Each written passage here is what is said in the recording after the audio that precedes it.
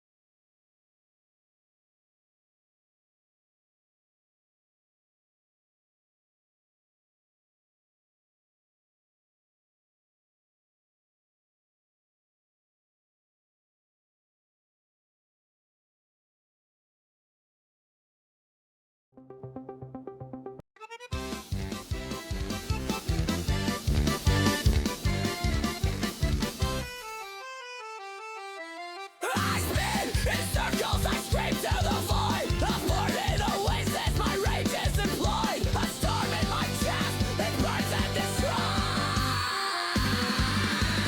Dance with the chaos, spin till you fall. It burns and screeches the end of it all. Round and round until we crawl. This is the inferno, the polka brawl.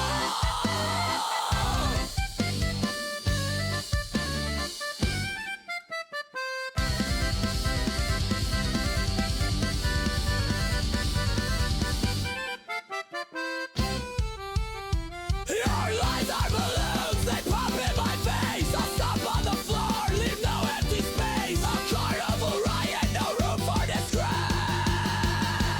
Buttons clicking, hearts are ticking. Fists are flying, skies are splitting. Dance with the chaos, spin till you fall. A bird and screeches the end of it all. Round and round until we crawl. This is the inferno, the polka brawl.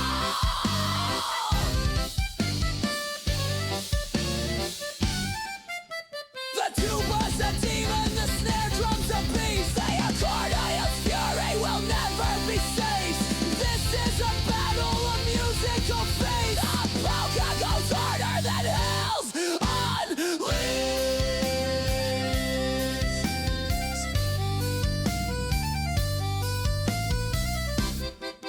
Brawl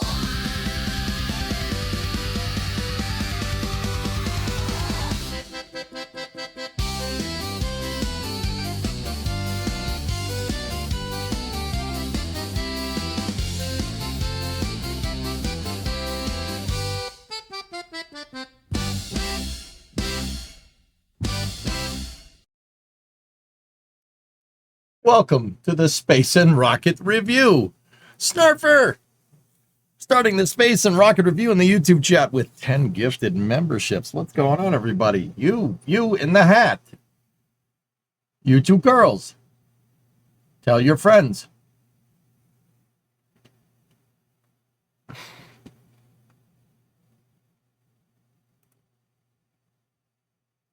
All right. So,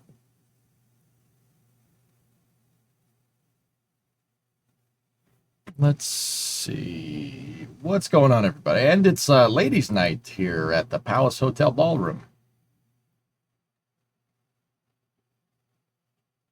What was the name of that band? That was a Suno-driven song, Matt Strat.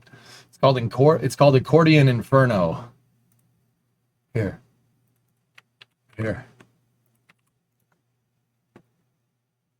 Anyway, Snarfer, thank you for the memberships over on the YouTube side of things. How's everybody doing? If you were watching the streams today, you know that EJ's having another bad day. EJ's having another bad day. Today I flushed about 40 to 50 hours of permadeath My Summer Car playthrough down the toilet. So, you know, that's good.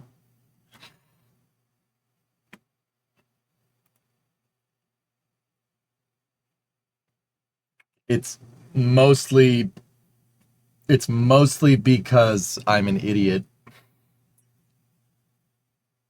Got to die at MSC sooner or later. It was good content while it lasted. What is that? What?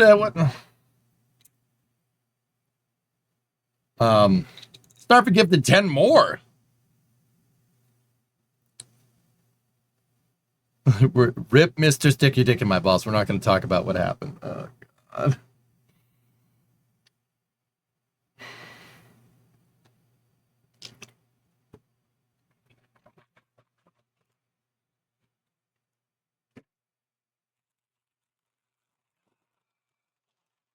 Oh, boy. I wish YouTube would allow you to gift specific folks. Yeah, you could do that on Twitch. Stationeers after today. After Space News? Yeah. It depends on if the server is operable.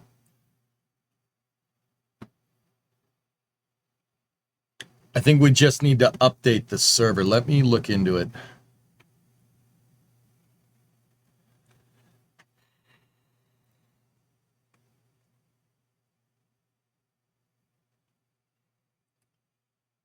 Was it at least something new that you died to? Yeah. It's Starford gifted 20 memberships. Wait a minute.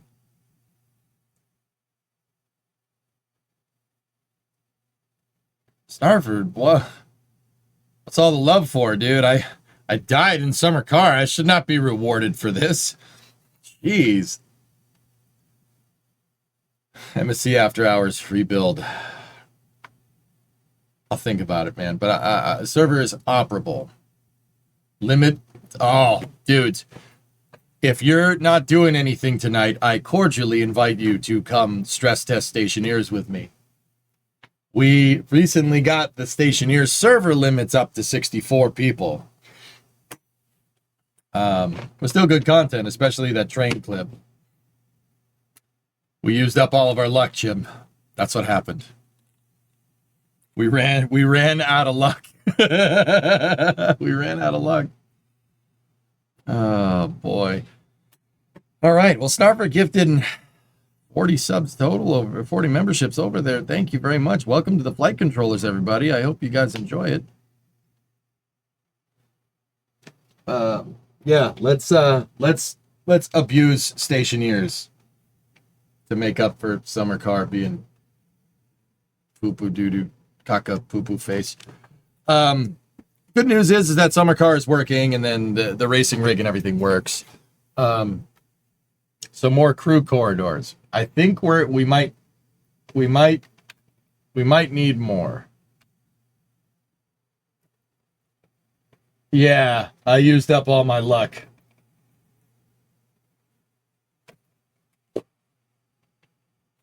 Vance is acting weird. You were so close to entering the rally.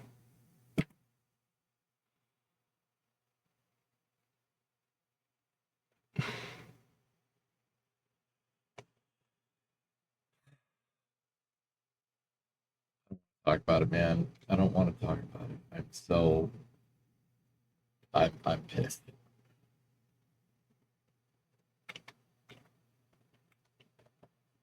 It's just should have built a bigger hope chest. Yep. Hey, Methuselah, what's going on? Guess the Stationeers, there's no cars to walk in front of, so there's that.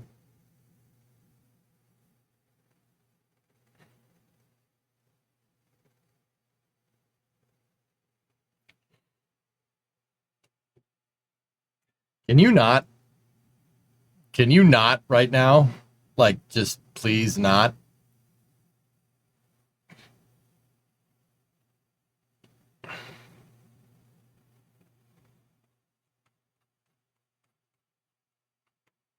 Just, all right, anyway.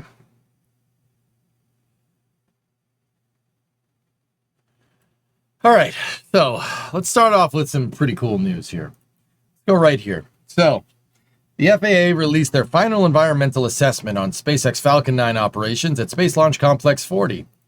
SpaceX has gotten approval, amongst other things, for more launches down at the Cape, particularly out of Snarfer gifted 10 more. Okay.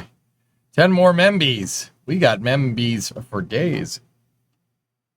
Thank you.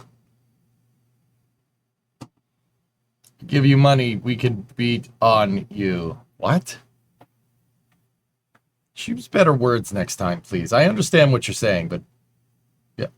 It's better than talking about what you're going to in space chat. Yeah. Yeah.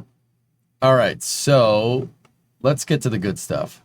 Where's the yeah. There's the good stuff. SpaceX has gotten approval in this assessment here to build a landing pad on the northeast side of the pad complex. The launch pad is basically right where my mouse cursor is. So launch and landing operations right next to each other, dude. Shut up and let them love you. Dude, I'm not even sure. I think Snarfer has gifted more memberships over there than there are people in my chat.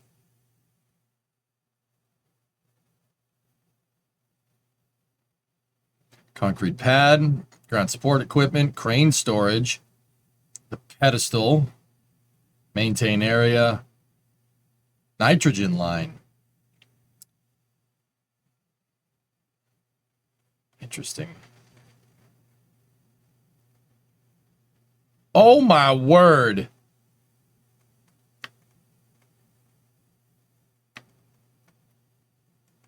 Oh, please do that.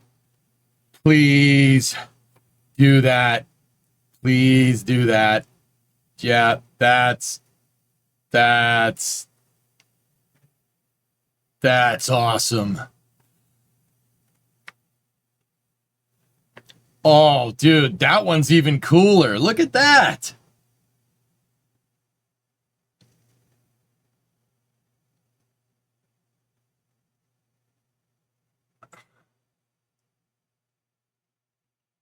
Oh, right on the beach. I like this one. I like this one better because there's traffic, that space traffic that goes up and down that road. I think SpaceX will opt for this one. Oh, that's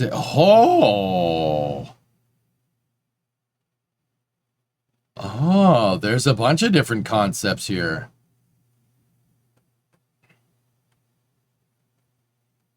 You know what? I don't hate that one either. That one's pretty good. It's right next to the HIF. You could just land the vehicle and just roll it right back in and put another second stage on it.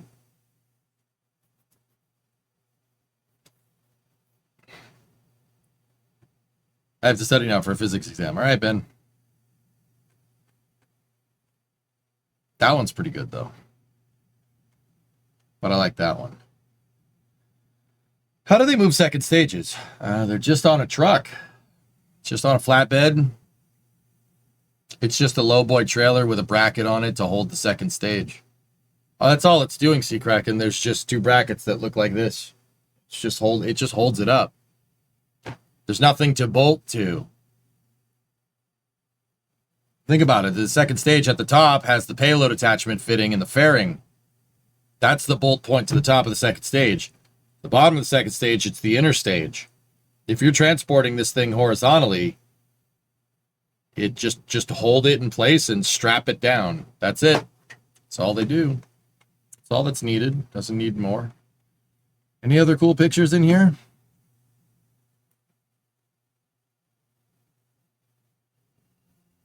Sonic boom, sound propagation.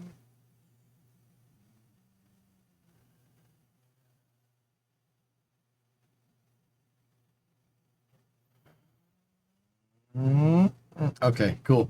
Well, that's pretty neat, dude. No matter what, I mean, all the setups are pretty cool. That certainly does explain why they let the lease expire on LC-13 or LZ-1 and LZ-2. Would two landing pads at 40 mean they would launch Falcon Heavy from 39 and land at 40? I'm pretty sure that's what that means, Ethan. Yes. Congrats on 4,200 subscribers. Oh, thanks, Rarest. Cool. How long do you think Falcon and Starship operations will overlap? At least a decade. Falcon's going to be flying well into the 2030s. Right now on the books, yeah, 2030s. Yeah, Falcon ain't going nowhere for a good while, dude. Are there any interesting tables in there? No. No.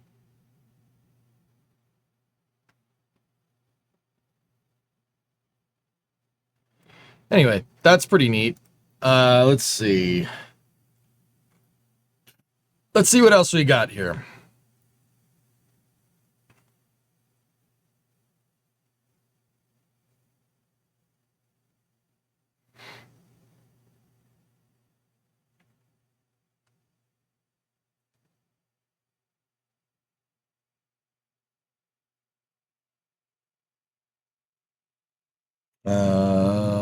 Looking around. Dude, it's funny because there's a lot of space accounts that I follow on X, right? And yeah, it seems like people were not. People were also pretty annoyed from yesterday's Senate confirmation meeting, pretty much for the same reasons that we were, which is yeah,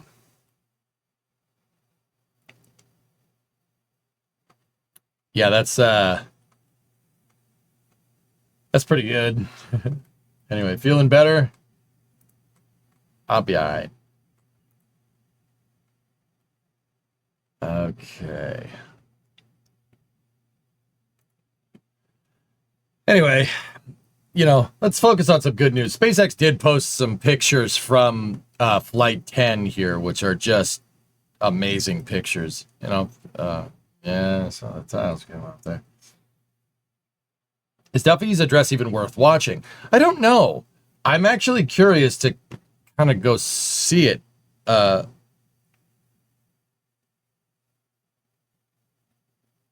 thought there was a new regulation that returning boosters had to land at the same complex that it launched from. Never heard that, diabetic kid. I did some looking, and my YouTube account is from before Google buyout. It makes me ineligible for a gifted membership. Jeez. Oh yeah, that's why you started drinking last night. Jeez. Does anybody have Sean? You know what? Hold on.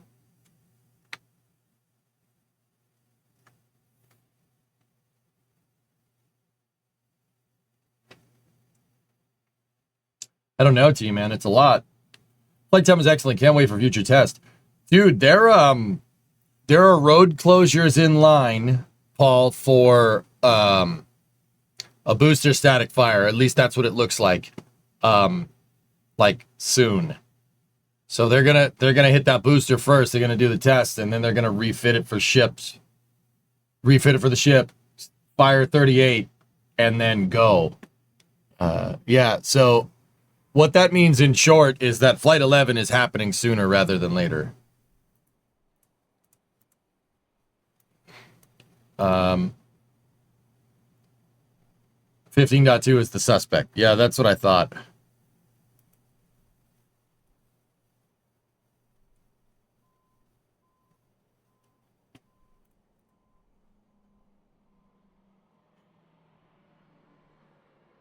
Would have made more sense to test 38 while the OLM was still modded. That's what my idea was, Hellfish, because if you do that, then you can just do 2 flights back to back. That way you only need to reconfigure pad A once. I'm not sure why they would do that this way. Unless they're just going to send ship 38 in September, you think?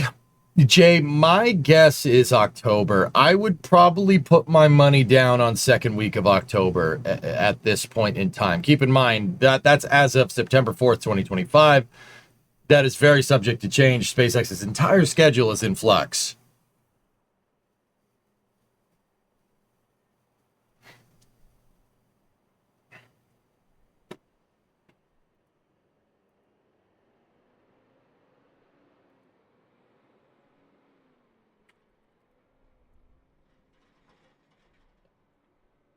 So what do they use for the solder? What do you mean? Maybe they wanted to static fire only after whatever mods they found out they needed to make after getting the flight test data. I mean, Bill, I'm putting the booster out. Like, dude, they'll probably. Okay, here's the thing. Here's the thing in my mind. Why test the booster first? Why would you do that? Why test that first?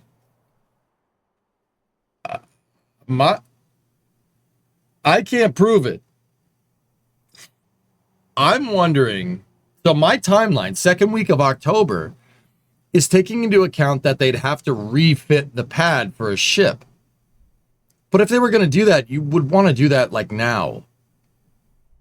And that way, you're only stacking the booster once, right? So think about it like this. You refit pad A, right? You refit pad A for ship 38. Put ship 38 on the pad. Fire it, okay? Take that off. Bring the booster out. Put the booster on the pad. Fire it. If it's good to go, all you got to do is stack a ship. That's it. Done. Right? Right? That smooths your operations completely. But they're going to do the booster first.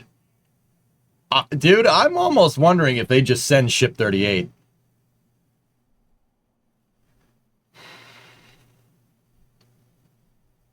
You know, like, the more I think about that, that might be a thing, dude.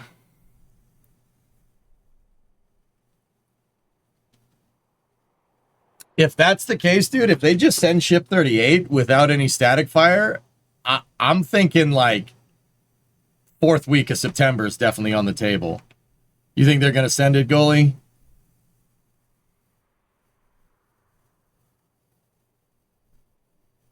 Thanks for doing the stream today, man. I had to put down my 18-year-old dog a couple hours ago. I needed a distraction with some good vibes. Appreciate it. Oh, I'm sorry, Cody. 18 years. That's a good run, though. That's a real good run, dude. It's a real good run, but yeah, my first dog that I had when I was just a wee lad lasted 10. And yeah, you'd never really forget him, dude. That's why, like, so my dog's Titan is sick right now. He's got heartworms, right? And I'm not trying to make this about me, dude, but I'm saying I can empathize. It even heartworms is very treatable. He'll be fine. It's still those thoughts are coming back, man, and it's so freaking difficult, dude. After my first dog passed away, I didn't get another dog until Titan. My first dog passed away basically right when I started streaming. About 2013, March 2013.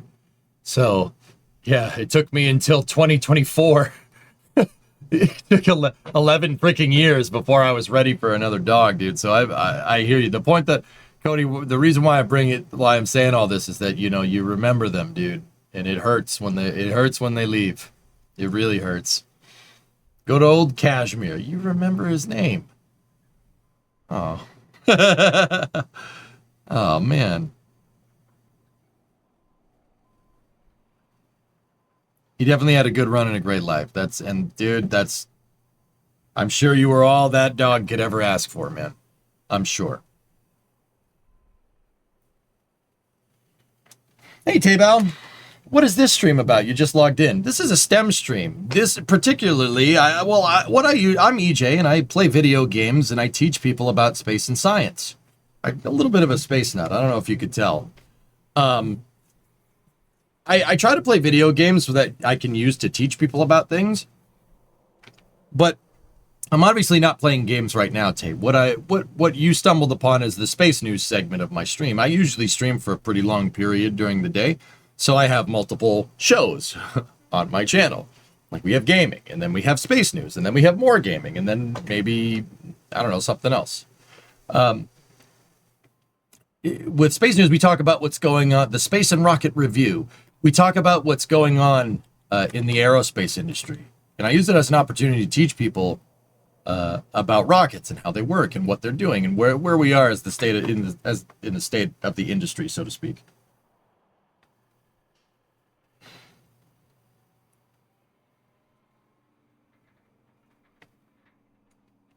What data could they get from not static firing the ship? Red readiness data about how good McGregor's testing is, maybe. You play games to teach people to look both ways before crossing the road. Can you give me like a 1-day reprieve from that that spoiled? Can you give me like a 1-day? I'm asking for a 1-day review. You can give me crap about it tomorrow. Can you please? That one really pissed me off. Just I need a day to grieve that save. Oh, I need a day. That's a general PSA. Please don't give me crap about Summer Car today, please. Tomorrow, dish it on as much as you want. I need a day to just not think about it. Oh God. More than the bees. This one was worse. This one was worse. Tomorrow the assault will be relentless. So it'll be just like every other frigging day. I hope Titan makes a full recovery as fast as he can. Heartworms are a bugger, but at least they're treatable. Yeah, Cody. Yeah. But hey, my heart goes out to you, dude. That's not fun. It's not fun. It sucks. But I don't know, man. Like, take some solace in the fact that, like, my first dog, Cashmere, he's a boxer. He's a purebred boxer. Awesome dog. Amazing. Yeah, I love that dog so freaking much, dude. I still think about him. You know, Titan reminds me of him. You know, and that does make me happy. But yeah, you know, you'll keep them in your thoughts for a long time, dude. They stay with you, so the love is still there. You know what I'm saying?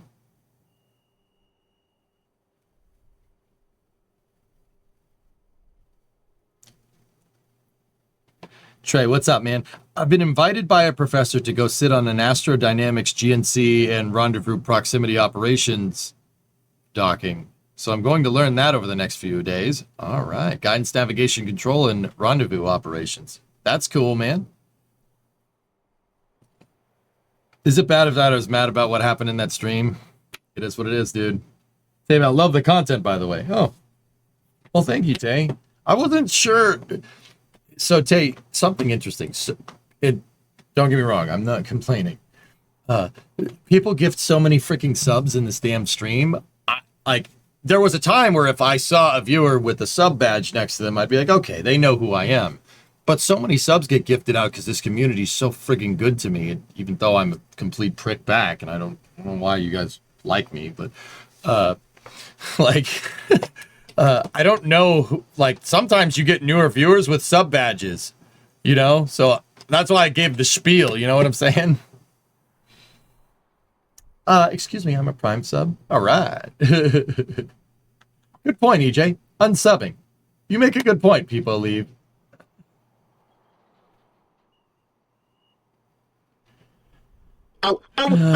Just popping in to say you look great today. Thanks, Mike. Ethan gifted a sub to Rick. I gave you my Jeff money. Oh, I appreciate that. I'm flattered. We like you because you're real over in the YouTube chat. I wear my heart on my sleeve when I stream.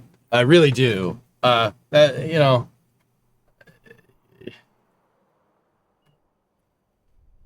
I sometimes let my temper go on stream on purpose. I'm usually pretty mild-mannered. I'm pretty good at not freaking out about things, right? But sometimes I let it go because, dude, like throwing my headset at the table. We've all been there. Anybody that plays games has been there. You know that. Anybody that plays games has been there. We've been there, done that. Just had a moment where you're just like, I get up and walk away. You know, everybody's been there, right? I do that because, well, that happens to me too. Like, oh, it happens.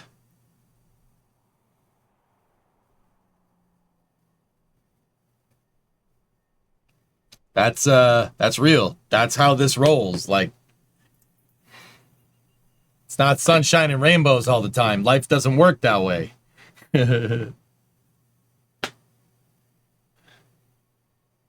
I try to show you the good and the bad. The stream can't just be all awesome, grade A, 5-star entertainment the whole time. Sometimes it's not.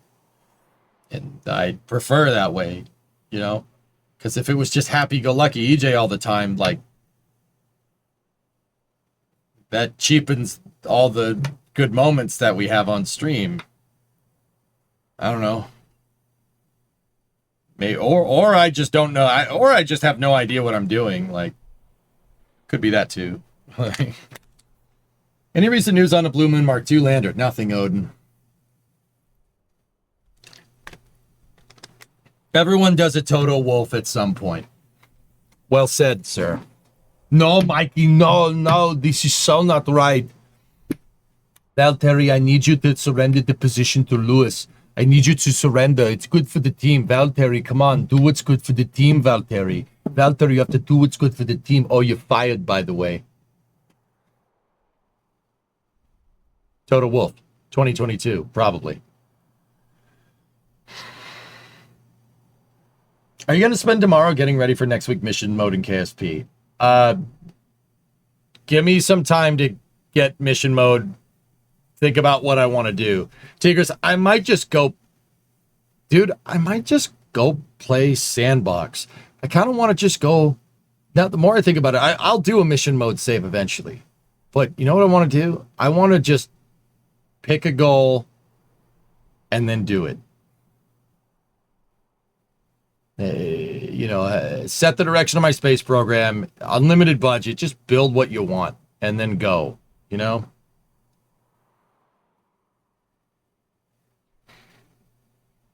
It was a beautiful 18th birthday gift at 2021. Pigsick, we'll get back to doing the voting stuff sooner rather than later.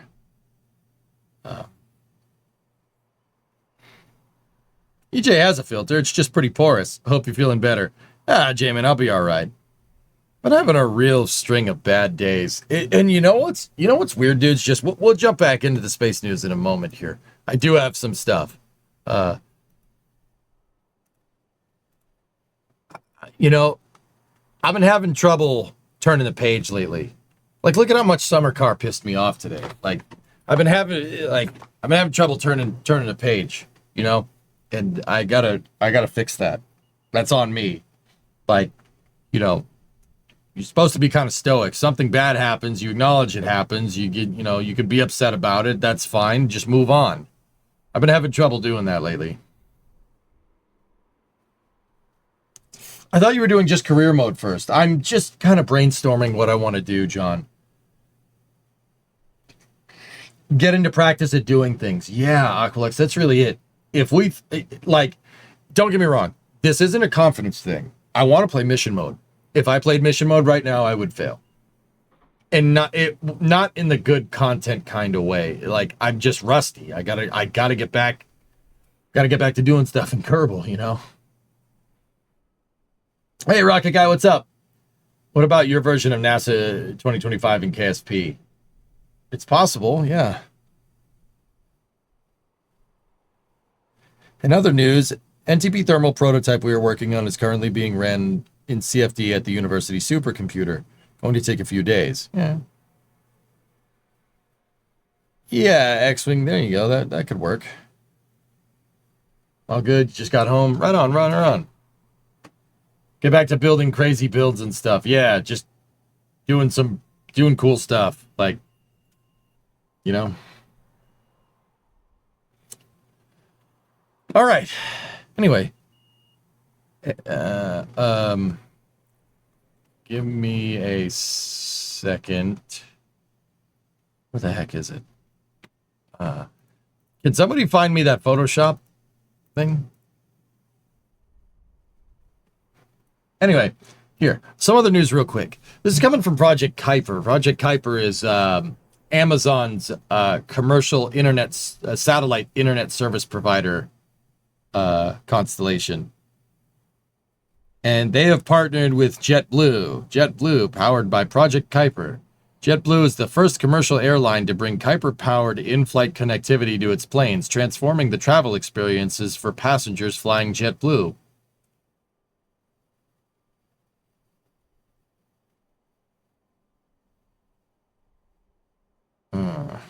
Okay.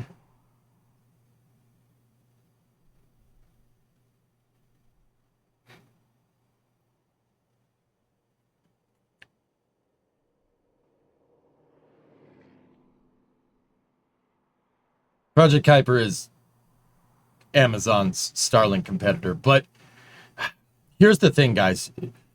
Project Kuiper it can provide internet. And in this particular case, that's what it's going to do. Project Kuiper is not that. It's not a Starlink competitor directly. All right. It's actually pretty dang interesting if you think about it, right? So Project Kuiper, what it's designed to do is designed to connect all of Amazon Web Services service centers together. It's designed to connect them together, eliminating terrestrial line bottlenecks between Amazon data centers. That's what Kuiper is for. It's a backbone to all of Amazon's web services, or a proverbial backbone. That's what Project Kuiper is designed to do. It also can provide internet, but it's providing connectivity services between Amazon data centers, which is a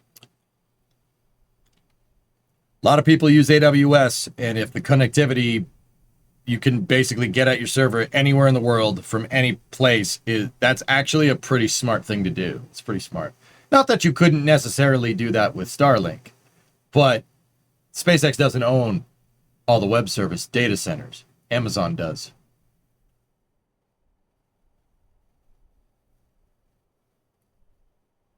I just realized it's trippy seeing you from the left side.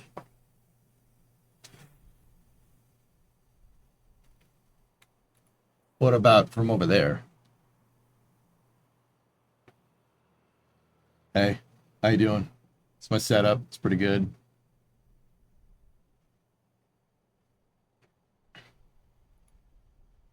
That's what you mean?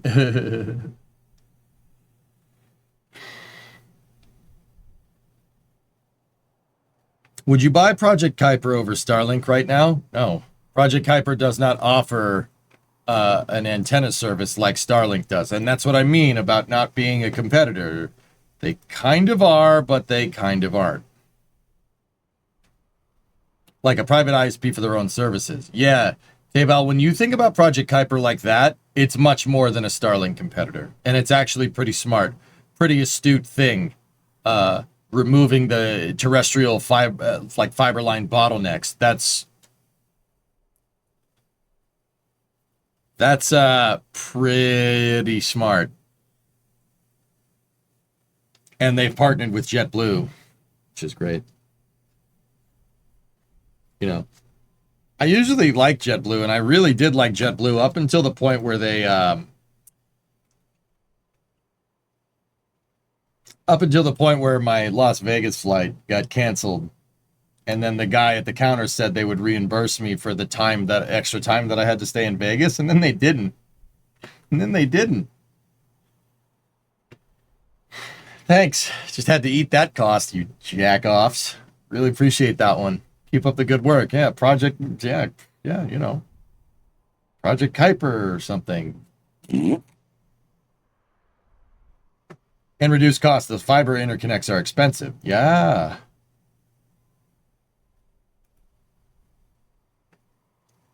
Here's your first look at Project Kuiper's low-cost customer terminals. Oh.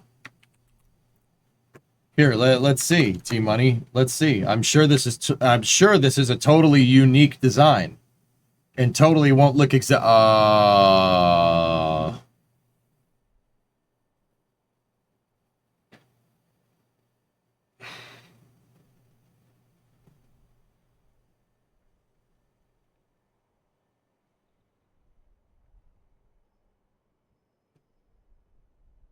oh, see, theirs has got four. Theirs has got 4 legs instead of 3, you know?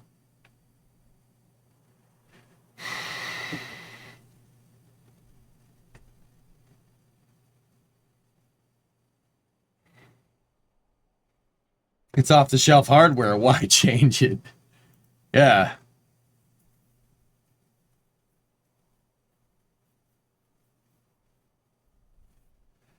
Doesn't Jacqueline use Starlink? Yep. The next Project Kuiper launch is Kuiper 3, and it's scheduled at the end of this month on an Atlas 5. It's pretty cool. No, that's Amazon's internet, David. I'm taking a look at the various launch complexes around the world right now. I'm starting to understand your interest in GSE. The machine that launches the machine is one of the coolest parts, Maddie. I love launch pads. Launch pads are sick. Sick.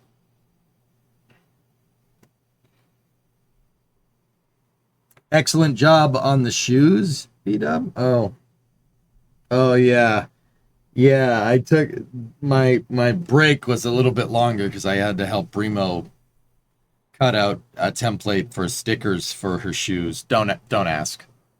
Don't ask. You don't worry about it. Brimo wanted to put a sticker on her new pair of shoes that she got, so I showed her how to cut it out and make a template for doing that. Don't read too much into it. Also, it seems like it will no longer be the Department of Defense. It's reverting to the Department of War. Cool. Does the sticker have her name on it? I don't think so. Does it? I don't know. Whatever.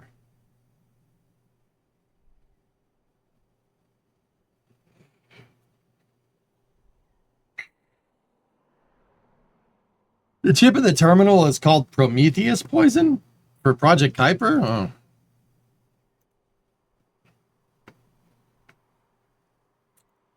Don't worry about it, Hellfish. Anyway, let's see what Acting Administrator Secretary Duffelbag is. Let's see what he's on about.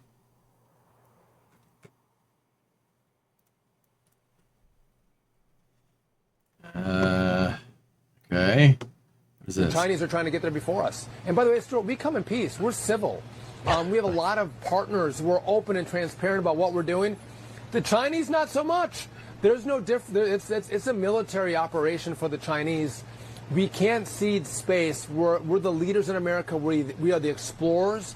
We can't cede this to the Chinese because, again, I don't think they have the same intentions that we have and our international partners have on how we keep space peaceful. They have a different intention, and that's why it's so important that we win. The Chinese are trying to... You know what, dudes? I want to sit here, and I called him Sean Duffelbag, right? That's the acting administrator of NASA. His name's Sean Duffy. He's a Trump appointee. He's also running these. He's also the Secretary of Transportation, if my math serves me left. I'll be honest with you guys. I didn't really hate anything that he said there. Like, you know, China definitely has ambitions, and those ambitions, I think, are more than peaceful. I don't think that's necessarily wrong, per se. Once again, it's like that stupid Senate meeting yesterday. Nothing that anybody said there was particularly incorrect. It's just at this point, okay, what are you going to do about it? What are you going to do about it, duffel bag? No, seriously, what's the plan? You know, they keep beating this war drum, right? What's the plan? What's the plan?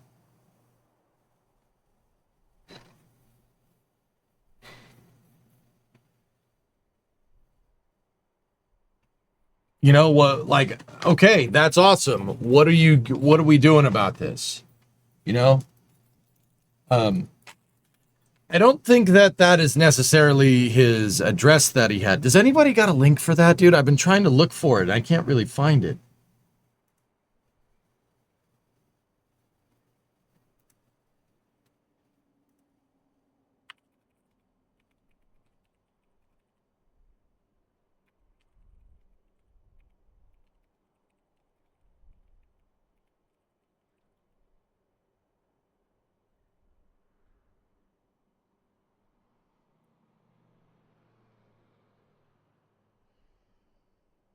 Yeah, Panaman, what are they going to do about this?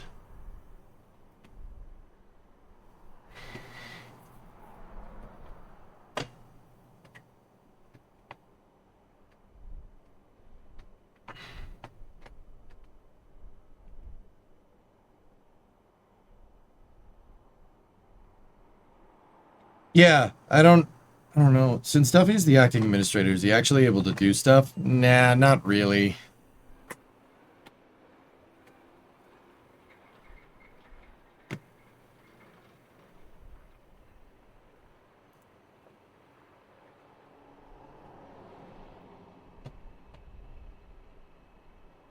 Plan involves solving a problem. Solving a problem means there's no need to let them do whatever they want. Yeah, I don't know, dude. I don't want to go down that rabbit hole again, dude. Here, I do have this. Check this out, dudes. So, acting administrator, here's something that Sean Duffy can do. Acting NASA administrator Duffy selects exploration-focused associate administrator. So that's Amit Kastria. I'm probably not saying his name right. He worked on SLS and Orion, particularly Orion. But here, let's see. Acting Administrator Sean Duffy Wednesday named Amit Kastria as the new, I'm not saying his name right, as the new Associate Administrator of NASA. That's the number 2 in charge of NASA, the agency's top civil service role. 20-year veteran, he was most recently the deputy in charge of the Moon to Mars Program Exploration Systems Development Mission Directorate at NASA headquarters in Washington. In this role, he was responsible for program planning and implementation for crewed missions to the Moon through the Artemis campaign and preparation for humanity's first mission to Mars. Promoting Amit to NASA's top rank puts America's return to the Moon through Artemis at the very core of our agency. This move exemplifies the president and the acting administrator's seriousness about returning Americans to the Moon before China. There it is again. Amit has spent more than 2 decades as a dedicated public servant at NASA, working to advance American leadership in space.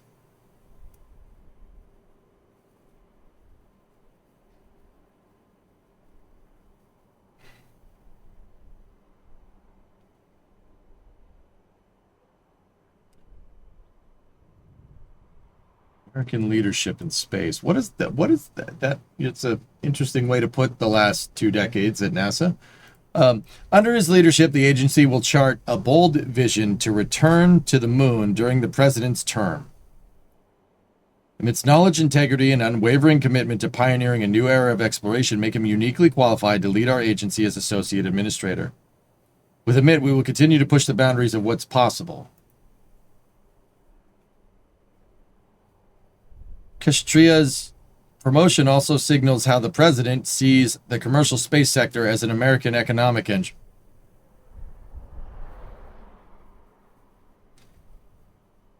Promotion also signals how the Trump administration sees the commercial space sector as an American economic engine.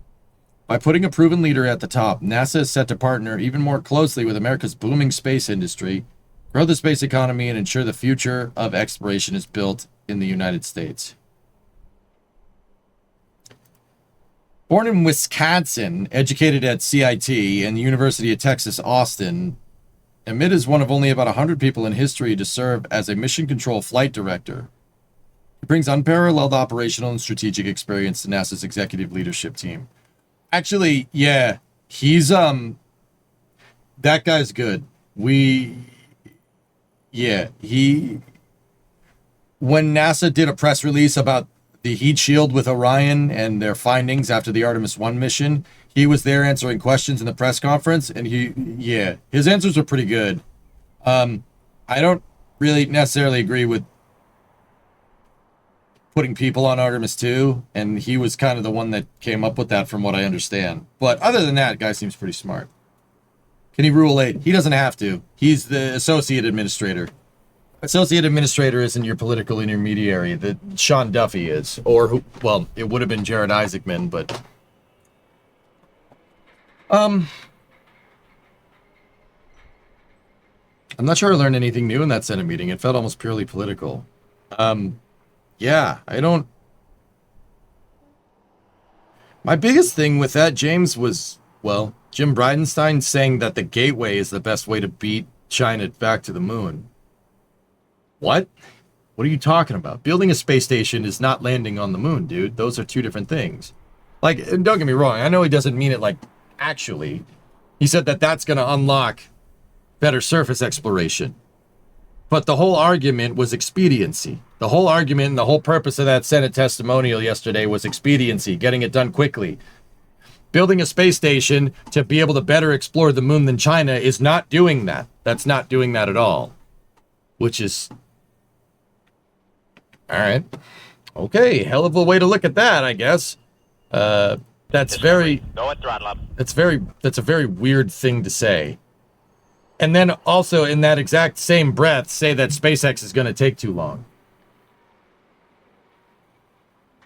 Hey, D-Del, 5-month resub. Thank you.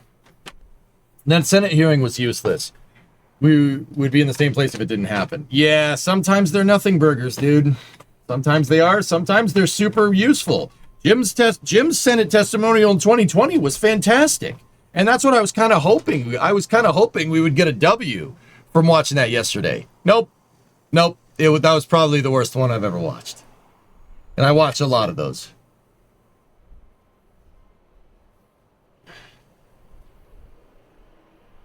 I think the point was that the fastest way forward is to not toss out the plan. But they want to toss out Starship?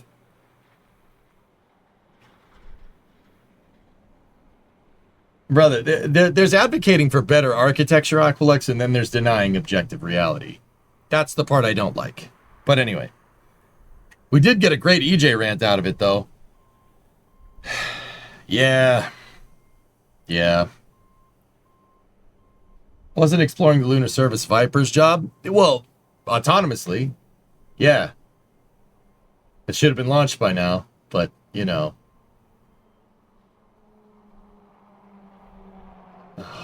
Sorry I asked. Why are we going to bring that up? It's got some real Micro Scott energy. Everyone said I was never going to graduate high school, but I proved them wrong and went out and scored the most baskets from the 2-point line. Yeah. I agree, Paul. At this point, yeah, I'm pretty sure. They want to throw out the only one consistently moving forward. Yeah, Wisp, that is a very telling thing about where Jim is in terms of individual development. That says a lot about your character saying something like that.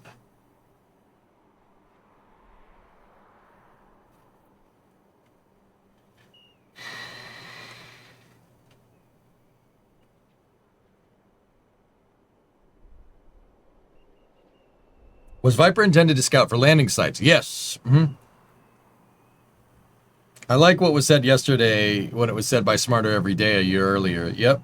Did you see that Astrum may stop covering NASA? Sounds like he's losing faith too. Really? I'm not losing. Well, can't see me. Here's the thing. I'll lose. You know, if I lose faith in NASA, I'll still cover it.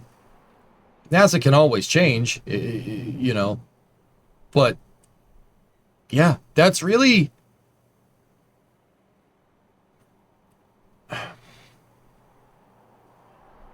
That's really where I'm at, dude. Like, nothing that was said yesterday was particular. Well, A, none of it was particularly new information, right? B, none of it was entirely wrong. Most of it was right. What are you going to do about it? They've been doing this for like the past decade. Jim was the only one, ironically, you know, 5 years ago to put a splash into it, put a wrench into the whole thing and actually make change. That's why I like him so much. I just don't really understand, like, what do you...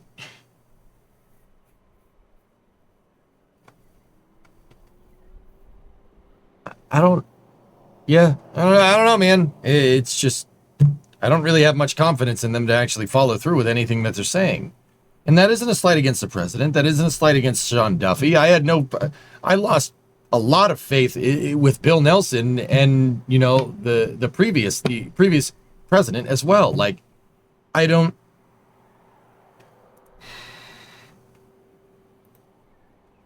I don't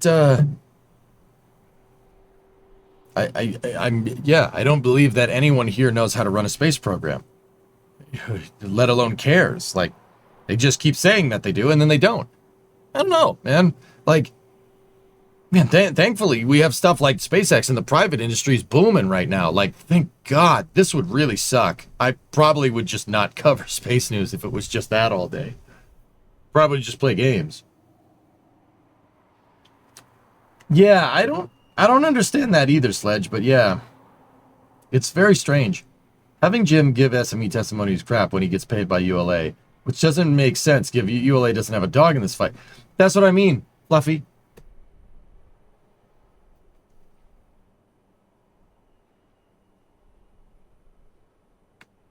I don't know.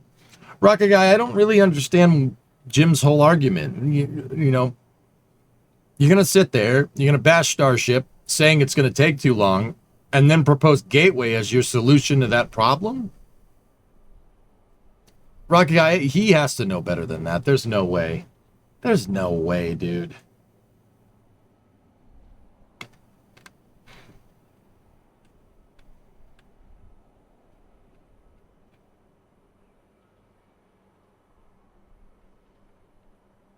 Who was the worst NASA administrator and why was it Sean O'Keefe? Sean O'Keefe sucked. He was terrible. Yeah, just Rocket Guy, that just doesn't really make any sense to me. Like, Gateway, that's your ace card for the space race. Gateway. Oh boy. And then the fact that he had the stones to cite Starship as the Starship is not a very expedient way of doing it. Oh, and Gateway, the thing that's like 5 years late, that's a more expedient way of doing things? Like,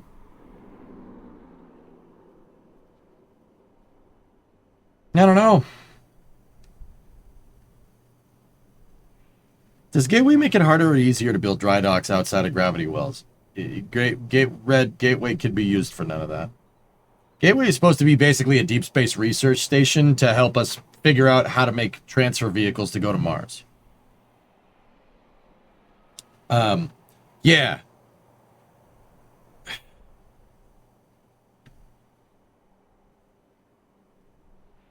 Yeah, Tigris, I don't get it.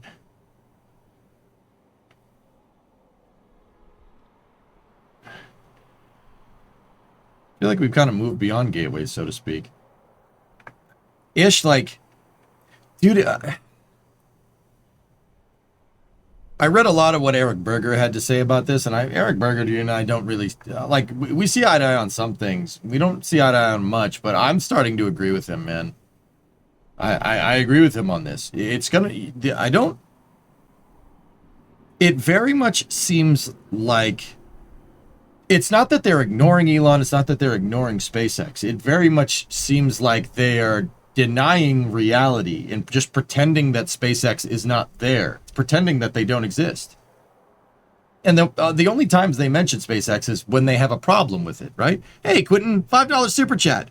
Interesting that Jib was on a ULA podcast and Tony was praising Jim a lot, but not the other NASA administrators. Yeah, I mean, Jim was a great NASA administrator. He was, first and foremost. You know? He also compared Starship timelines to Apollo. Apollo, one of NASA's most successful crowning achievements. I don't understand that one either. You're going to pick the Apollo program to compare the thing that you don't like to.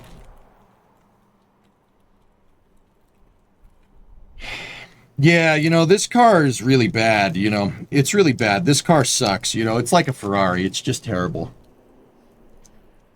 Ferrari. Yeah. Oh, yeah, those are terrible. I mean, they kind of are right now. If you're a Formula One fan, they kind of are. But you get what I'm trying to say. I mean, if it's a Formula One car, he might have a point. No, but I'm talking about like let's talk about like a Ferrari 550 Maranello. 550 Maranello. That's a nice car. The car from Bad Boys 2. Actually, Bad Boys 2 could have been a 575. Oh, the old Ferrari, the nice Ferraris, right? That's what I'm talking about. You know, it's like, oh man, this Lamborghini is comparable to a 575 M Ferrari. Ah, what a piece of junk. It's like, what? You're, all right. Ferrari's not terrible. It's the people running the program. Yeah, Ferrari is suffering very much from the same kind of stuff that NASA is, but it's for different reasons.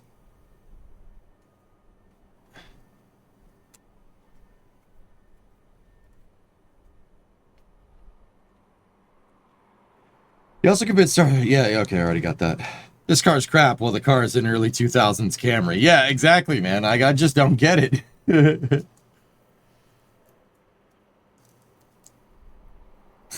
Well, for me as a European, Gateway's a waste of money for you right now. It should have been launched years ago, and the only hardware build I've seen so far was the carcass of an Italian module in a video earlier this year.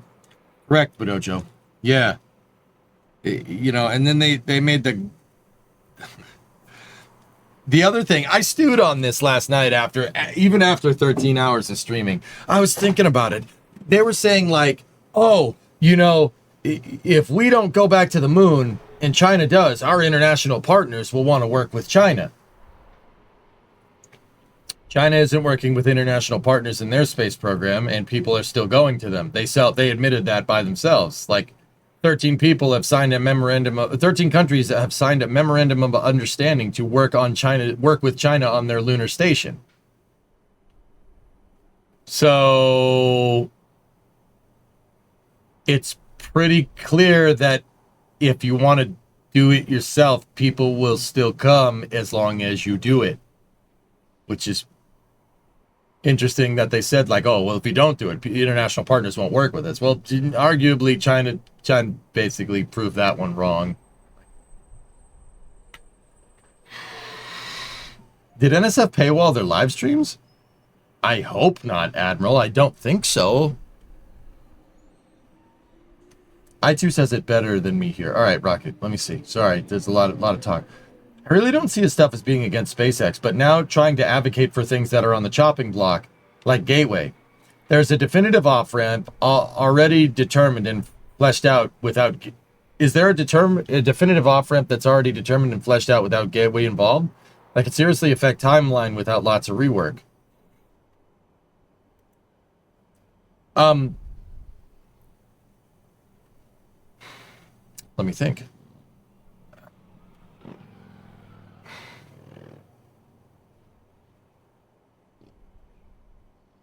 You could just have Orion just sit in rectilinear halo. And yeah, I mean, but then again, yeah, they're going to be down there for a long duration stay, people at the moon. Yeah, that makes sense. I guess I see what he's trying to say, but yeah, Rocket Guy, I can understand that. Now, here's my question back. All right. Yeah, keep running the course. Keep running the course. Look, man, I'm not trying to be one of those Starship fanboys, okay?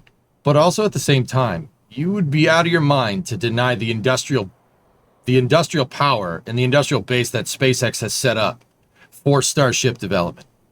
They are moving at a very rapid pace, faster than anyone. They're developing the most complicated vehicle in the world. And the advancement is crazy because of the iteration. You know this, we've talked about this, right? I don't mind Gateway, but to be 100% honest and to be quite candid, the best time for Gateway to be up in space was 5 years ago when it was supposed to be up there. That would be great for right now. You know, Artemis 1, Artemis 2, Artemis 2, Artemis 3. You know, Gateway is a great place to kind of get your feet wet for going to the moon. But it's still not there. And it doesn't, dude, there's no signs of that thing being completed, even on a relatively soon basis. You can't say that overcomplicated architectures are what's going to keep us from beating China back to the moon, and then simultaneously cite Gateway as your solution to that problem. Gateway's architecture is a fragmented piece of garbage, and you know it. It's terrible. There were modules that were supposed to be on SLS, right? And they started making them, and then they stopped making them, and then we decided we wanted to save money because the SLS program was managed by morons, right? Seriously, they forgot to... I mean, that was more for Europa Clipper, but I digress. I mean, it's the same people.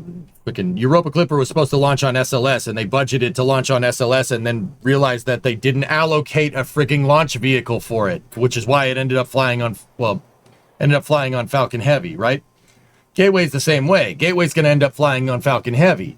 And the two modules that were supposed to be on separate launches are now on one, the Halo and the PPE. So they needed to be redesigned because they were two modules that were designed to dock to each other, and now they don't need to dock to each other. So You're going backwards in the design, you're undoing stuff, and you're redoing stuff, and you're hot rodding two modules together to make one vehicle, and then using a Falcon Heavy to send it. You're redesigning the launch. You change the launch vehicle for it. You change the design requirements for it halfway through development. Dude, what a cluster frick. That's terrible. Dude, Rocket Guy, by the time that's all said and done, dude, Starship will be human rated and ready to go. Like, Gateway's gonna be, even if Gateway works and we get it done on a relatively expedient basis, like by the end of the decade, right? If Gateway's operational and we want to beat Chinese to Mars by the end of the decade, that means Starship is operational too. In which case, why the hell does Gateway exist? Just send a Starship out to rectilinear Halo with a bunch of docking ports and have Orion dock to that.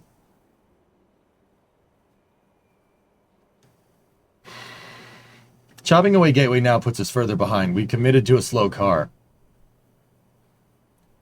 How hard would it be to move Gateway back to SLS? Not happening at this point. We can certainly off-ramp from Gateway, but at this point there needs to be a hard commitment and money behind it, which history tells wouldn't happen.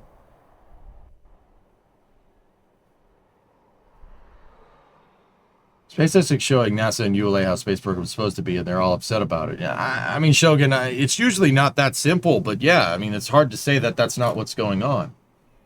I think we're reading into the hearing from our technical background of years of following this. Politics and politicians are not, and you have to spell it out for them using words and concepts they can understand. Yeah.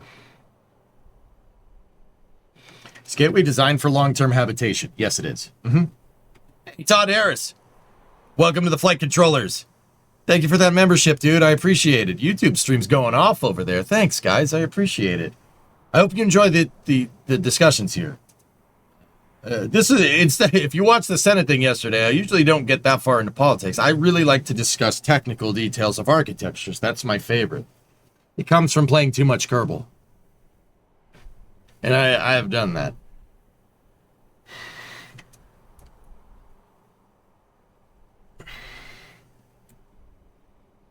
This is all why I've suggested an actual advocacy campaign from this community. We all get so frustrated, angry, and ultimately... Yeah, Elfish, but why do I feel like even if all the effort that we went through to do something like that would be, I think, screaming at a brick wall would be more advantageous. There's no such thing as too much KSP. Yeah. I was in and out last night, but was there actually bashing of SpaceX and Starship? Jim said that Starship is a good example about how NASA is investing in game-changing technologies, right?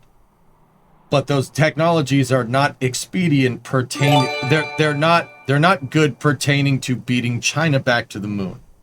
The whole purpose of that meeting yesterday was to beat China back to the moon and talk about ways to do it. An anonymous gifter gifted Snake a sub. Right on. Thank you. In the 3 years I've been watching you, that was the first time I've ever seen you dive that heavy into the political side of the whole thing. I've done it. I do it when it needs to be said, Nick Mac. Yeah, I covered Senate Congressional, the Commerce, Justice, and Science Committee. Anytime they convene, I usually watch it. I usually watch it on stream.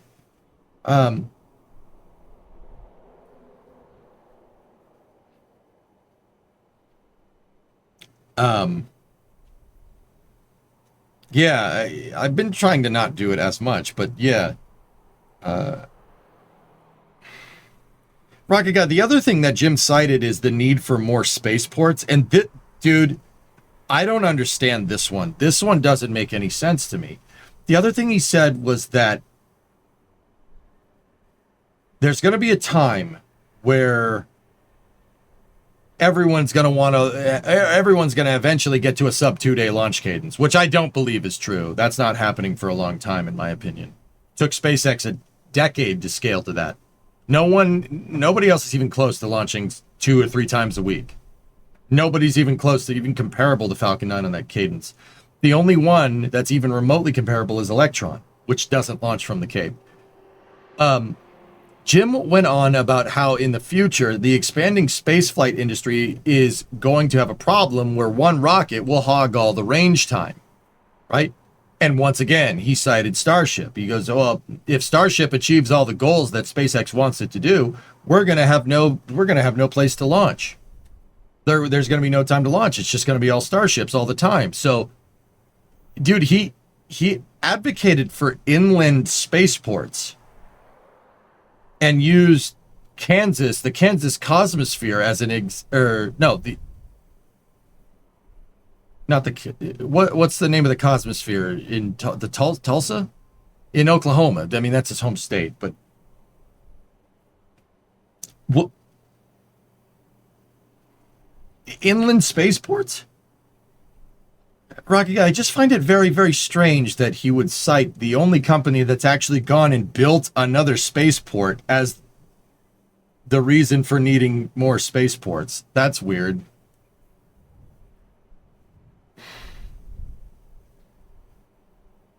Yeah, Edmana, I didn't...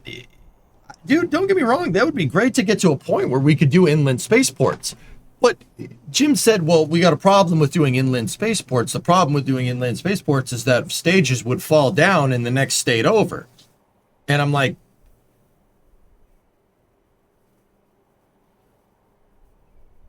you want to launch expendable rockets from inland spaceports? What happened to you? Like if you know what, guys? I'd be totally confident with Falcon 9 launching from freaking Topeka, Kansas. I'd be fine with that. And doing an RTLS, it would make it back. It'd be just fine. It's not gonna fall on anybody. You'd be fine.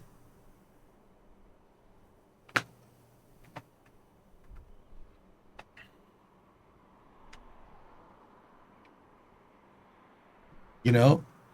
That'd be fine, dude. I would have no problem with that. I mean, there's nothing out there. I mean, Kansas is a lot of farmland. Don't get me wrong. I'm pretty sure some farmer would be pissed if a first stage landed in his crop field and burnt everything to the ground. I'm pretty sure it'd be a little mad. But also at the same time, Falcon 9 ain't doing that. Falcon 9 will go right where they tell it to. RTLS downrange and then truck it back. There you go.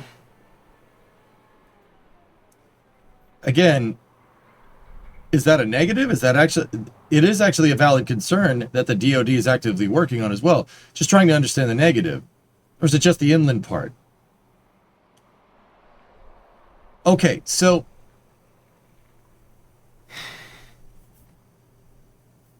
how I understand this, dude, is in the context of the conversation, the context of that congressional meeting yesterday, right? The context of that congressional meeting yesterday was being expedient to get back to the moon. Right? That's the whole point. Beat China back to the moon. That was the context of this conversation. Jim might not be wrong about wanting more spaceports and might not be wrong about one launch provider taking up a lot of range time. That's an astute thing to say. That's right. What I don't understand is in this specific context, that makes no sense.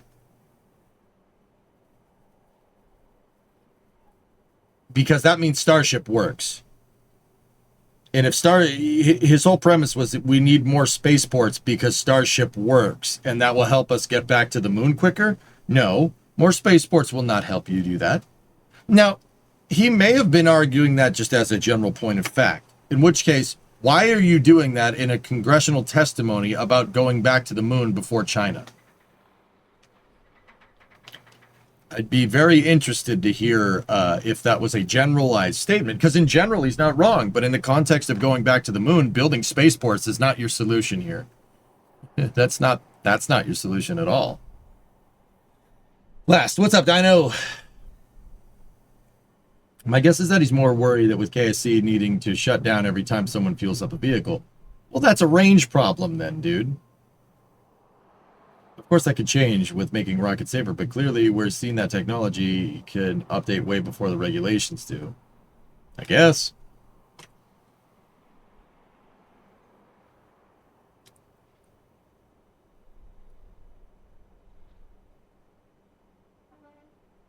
Yeah, X-Wing, I don't know. It just doesn't really make sense. The meeting yesterday was what we call a waste of time and freaking money. A waftam. Yeah. We have lots of islands and lots of coast. Inland is unneeded. St. Croix, USVI, Puerto Rico, San Clemente Island, California, if they needed another one on the West Coast. Yeah, I don't get it. I don't get it, man. It doesn't. I mean, he's not wrong to say that in the future we're going to need to think about, range time a little bit differently. You might need a space traffic controller, like you need an ATC for the spaceport instead of like a range. Does that make sense? But yeah, dude, it's just I didn't really understand what I thought in the context of getting to the moon more expediently. More spaceports is like saying I can make my car go faster if I give it more tires. What? No.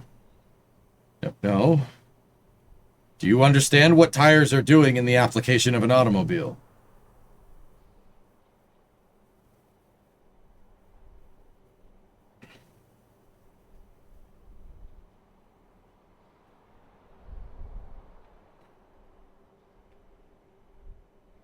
No, I'm not talking a bigger contact patch tire, Hellfish. I'm not talking about a bigger tire. I'm talking about the Tyrrell P34. Can you tell me what I missed, please? I just got back from an HOA meeting. Oh, here, yeah, Clayton, I'll sum it up for you in less than a second. I'll condense the entire, 3 hours of stream. Here, Rip. There you go. Did you get all of it? It was a good recap. I did it real quick, though.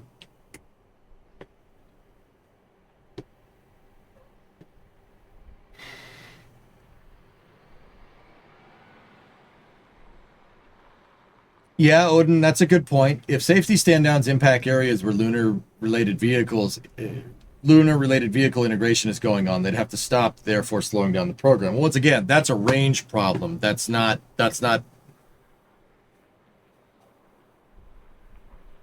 And even then, these are not problems that are happening in the next 5 years. I can say that with pretty damn high confidence.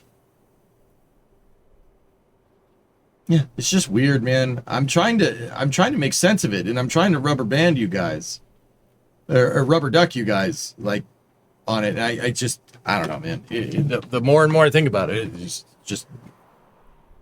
Anyway, I do have some more news here from PLD. Here, check this out. Mura 5 interstage, the carbon composite part of the first stage attaching the second stage and protecting the second stage engine, being prepared for structural testing. PLD Space is a Spanish commercial launch provider, and they're working on their Mura 5 rocket. That's the carbon composite interstage. Pretty cool. So the second stage would be up here, first stage tank would be right here, and the second stage engine would be riding in this hollow area. PLD's making some pretty good moves, man. That's pretty cool.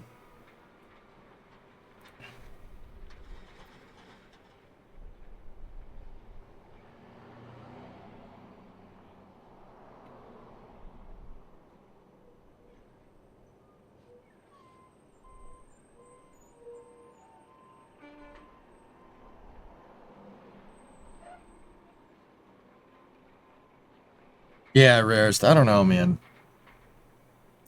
But then again, guys, the flip side of this is that, we can't get all pissy every time somebody says something critical of SpaceX. But once again, I usually don't do that. But in the context of expediency here, Gateway, you can't say, we got to run the course with Gateway because that's the quickest way to the surface. Okay, that's fair. I think that's a fair thing to say, right? And then in that exact same breath say that the lander that's supposed to attach to Gateway to return humans to the moon, for the Artemis 3 mission before China, well, that's going to take too long. That part's going to take too long. I guess I just don't understand drawing the line and saying Gateway is kosher and Starship is not. Like, I guess that's what doesn't make sense to me. If you want to make the argument that Gateway is useful, and Gateway is the quickest way to get there, and running the course is the right way to go, but then in that exact same breath say that Starship is not one of those ways, You can't say that Gateway is going to be quicker than Starship. It's not. Like,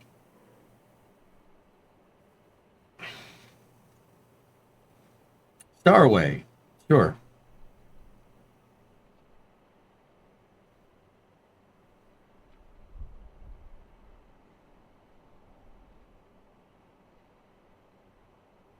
I don't know. It's just something I've been noodling on in my head. Like, I don't know what the heck you guys are on about, man. Okay. We got a video from Rocket Factory Augsburg here. Check this out. Redshift vibration testing. I'm going to turn it down here in case there's music. Hey! COPV. Cool. This is the most important test of the whole stage 3. Okay, go on. No. Pipe music. And it looks like they're third stage vibration testing. Munich. Earlier that day.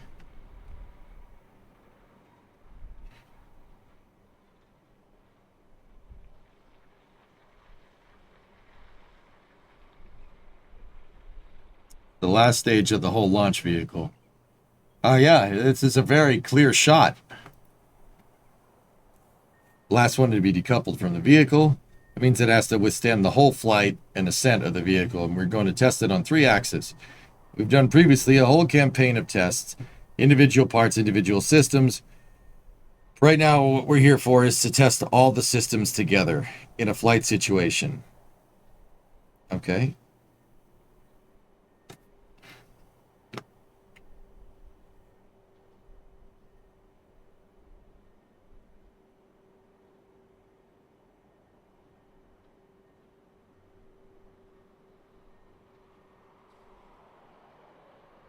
Okay, ready. Nice. Dude, that's sure. The patch on the shirt was awesome. All right, shake this thing. Let's see what we got.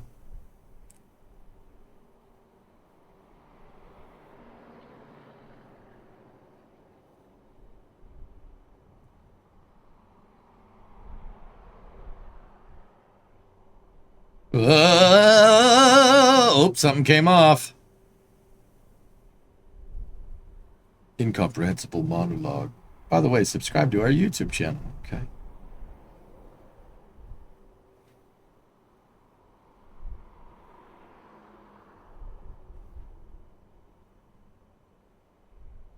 So they're shaking their third stage to do vibration testing. I definitely saw something come off there. I don't know if that was part of the stand or what.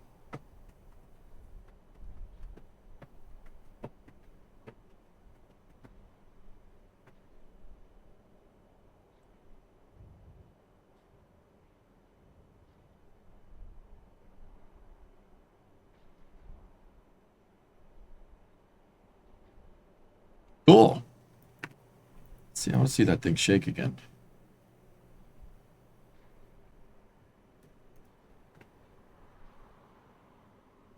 See that?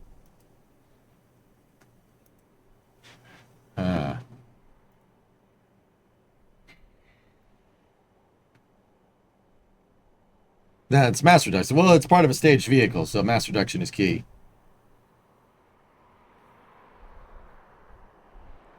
Spare parts, extra parts. Yeah, you should always have some extra parts when you're some extra bolts and nuts when you're done building it. So yeah, cool.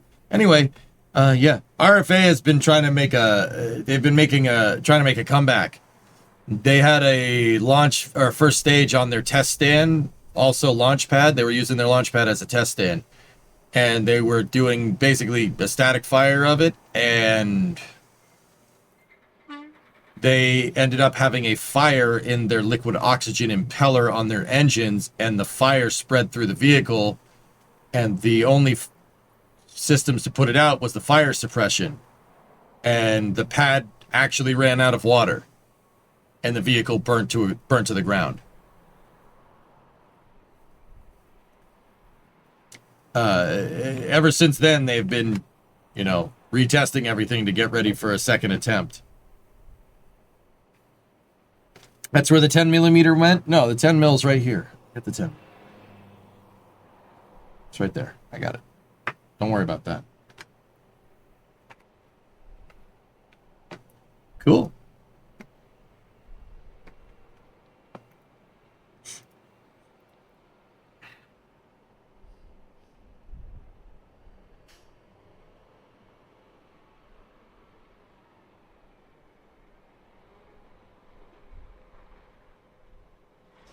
Do that on a subsystem level. Dynamics testing is black magic. Oh, for sure.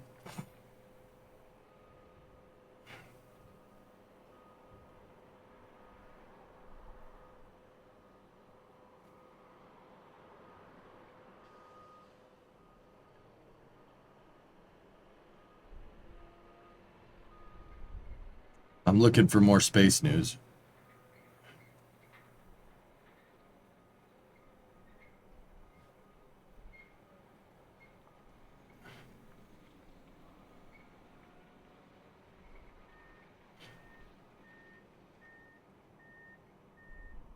Once again, the cycle is a little bit slow. I do believe we did have a Falcon 9 launch.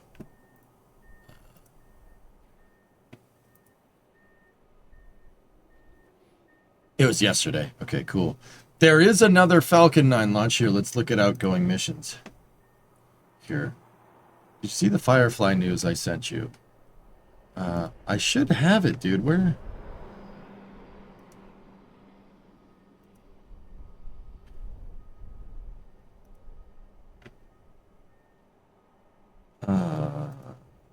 Okay.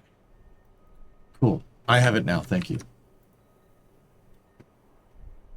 So there's March, and then so tomorrow, guys, for this one, Starling 1057. I'm covering that with NSF tomorrow. They needed a commentator.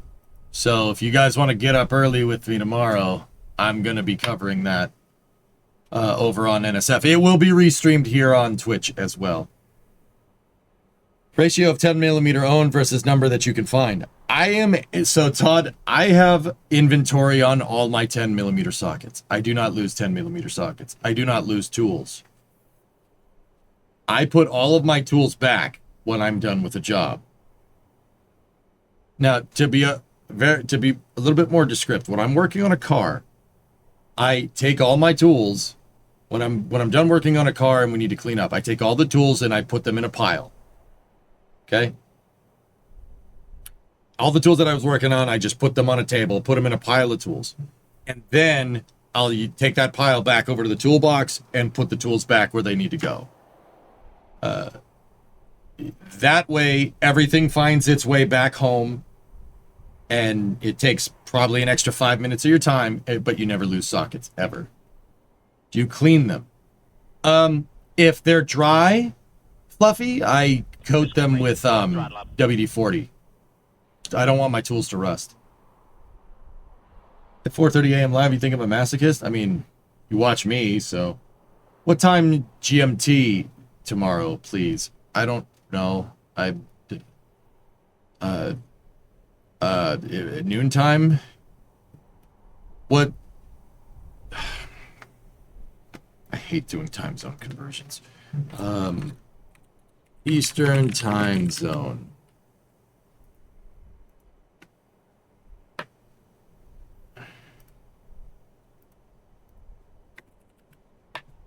We're GMT -5. So if it launches at 7:30, 8:30, 9:30, 10:30, 11:30, 12:30. So right afternoon time for people in GMT. That stung almost like him. Hey, Wolfgang. Thanks for that Prime sub, man. I appreciate it. Thank you very much. We're at GMT -4 right now. This is why I don't do this. Yeah, it is -4. So it's 11:30 Quartz. It'd be 11:30 a.m. for you. Because we're -4 right now because time zones. And this is why I don't do this. Please, yeah.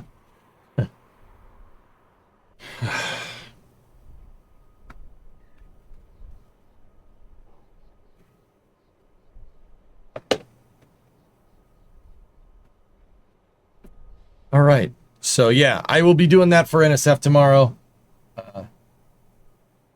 See why you go to the site that converts it for you. Yeah.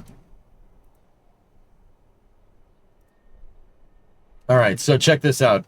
This tweet is coming from an X account we usually don't get space news info from. But here, check this out.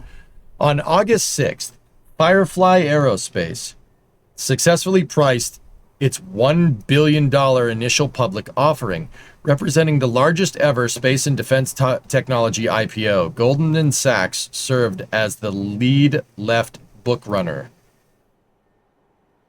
Cool. I don't know, Maddie, maybe. Let's talk about the bays at Starbase. I think once the Gigabay is done, one will be for payload processing and another for refurbishment. It's possible, yeah. Firefly did go public, yes. Fellas, I'll be honest, my stomach is telling me something, and it's telling me that I need to use the bathroom. So, Todd, I will talk more about Starship. We'll do some Starship talk on the other side of this battle that I'm about to fight. I will be back in a moment. Let me put the music on. Be right back a sec. Nature calls. Hold on, Kyle. I believe in you.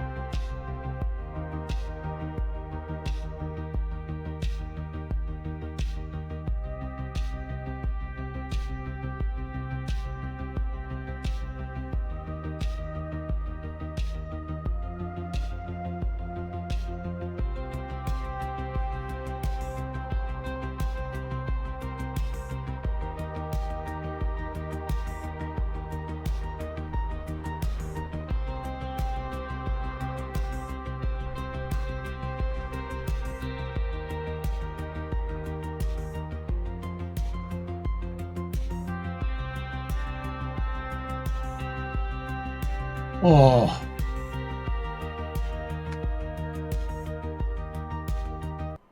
Oh. That was a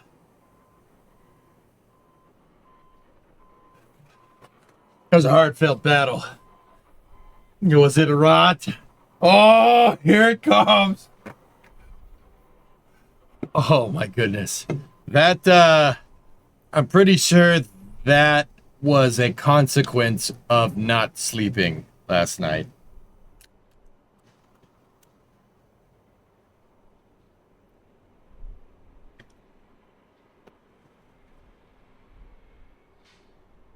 Oh.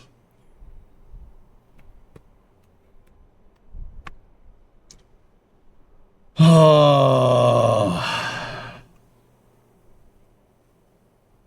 We had blow by there. Anyway, no, anyway. Okay. I'm good. Was it the cuttlefish and asparagus of the vanilla paste? No, we're good. We're good. We're good. I pooped. Everybody poops. All right. So, on August 6th, Firefly Aerospace successfully priced its $1 billion IPO, representing the largest ever space and defense technology IPO. $1 billion. This post does not constitute an offer to sell securities of the company referenced and should not be construed as consisting of investment advice.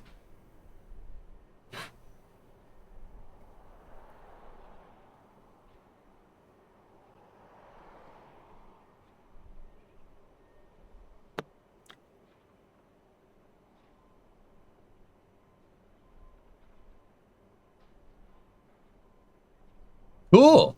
Well, that's good. I'm glad that, you know, guys, like, here's the thing. From the commercial point of view, that's $1 billion more into commercial spaceflight. That's really good. That's great for Firefly.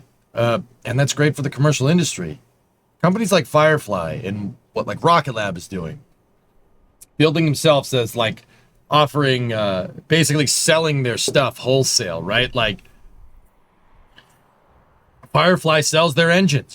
They sold engines to Astra. Firefly sold engines to, well, stages to Northrop Grumman for their MLV, right? You know, they sell, Rocket Lab sells like control moment gyros. They sell avionics packages, sell batteries, they sell satellites, wholesale. Like, that kind of stuff is making it easier to like launch your own satellite into space, where you just basically use Rocket Labs and put your stuff on it, right? That makes getting into orbit easier. That makes the dollars per kilogram to space, it brings it down. And this is without even like, you know, any of these companies going into like doing reusable launch vehicles. Part of the reason why Firefly was so dang successful with their Blue Ghost mission is that they were using components that were basically flight tested on Electron. They're using a lot of Rocket Lab components on the Blue Ghost lander. Because they work. It's off the shelf at that point.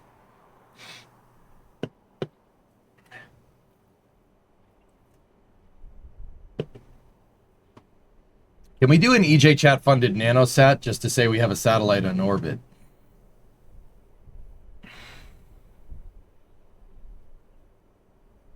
I mean,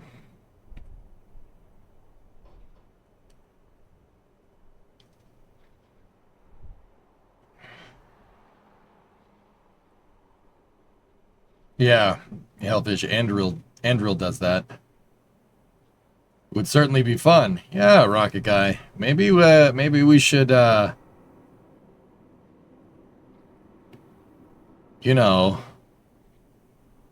do that.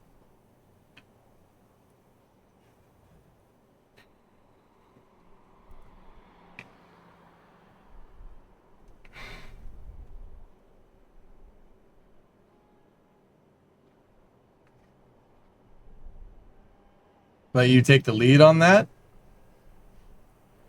We will talk more about this later. You know what I mean? Like later.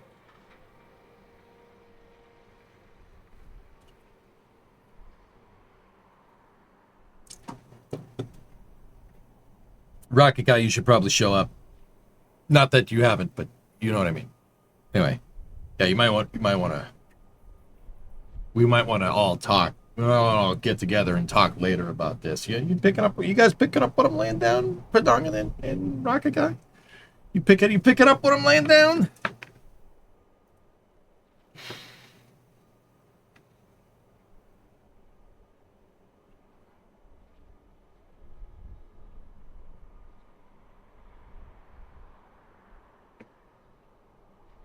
I know what you mean. All right, all right. Perhaps the release of a thing that could be streamed from a nanosat.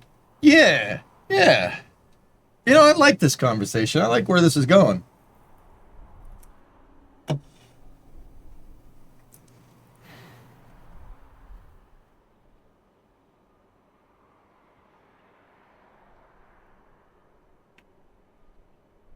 All right, let's see.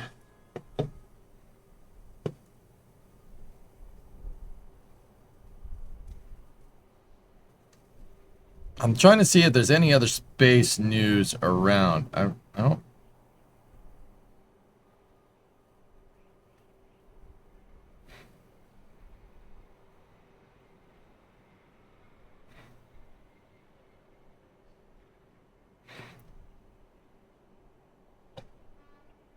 Booster 15 might roll out tonight if you have your dates correct. Yeah, well, let's talk about Starship then. Does this sound good?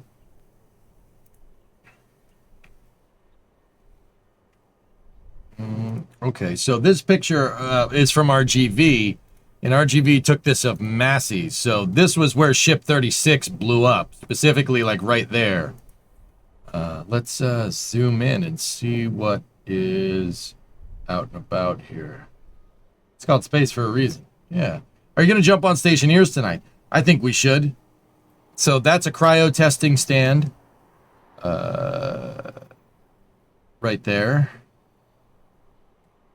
And this is the part that really got screwed up the most. They are making some pretty damn good progress. Wow.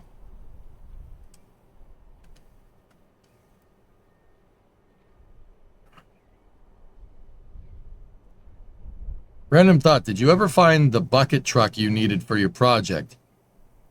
What do you mean, Rarest?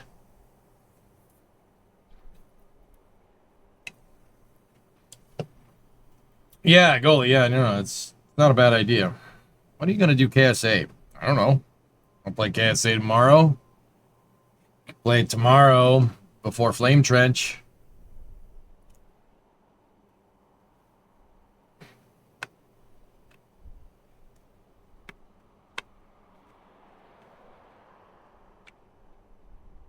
I remember back in the spring you were looking at work bucket trucks.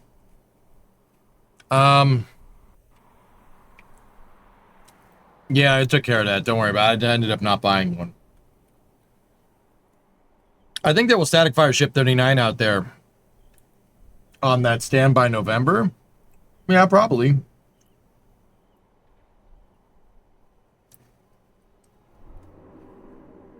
What about the motorhome? The motorhome leaks, Pontiff. I don't want that. The reason why I don't want that is because if I didn't have any other projects to work on right now, and I could give the motorhome like 100% of my attention, we could just fix all the leaks right away. Just fix everything, no problem. The problem with that is, well, I'm kind of neck deep in another thing right now, and that means the motorhome would sit, and that means it would leak more, and that means it would break more.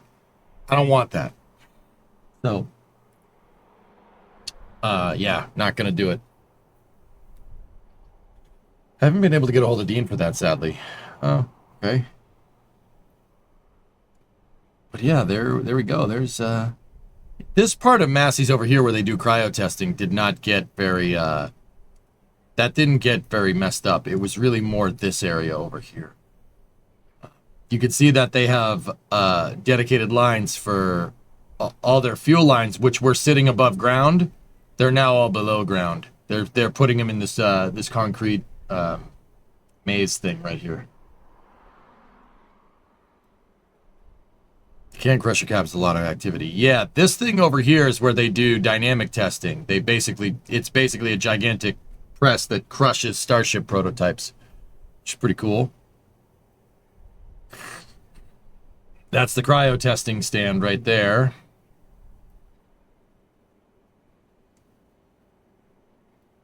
Yeah, pretty good. Guys, the thing is, if we go and mess with KSA tomorrow, it's not going to constitute 4 to 5 hours of gameplay. There's just not enough game there. ARJ, that's really the reason why I haven't played it. Like, dude, it's not, it's so basic right now.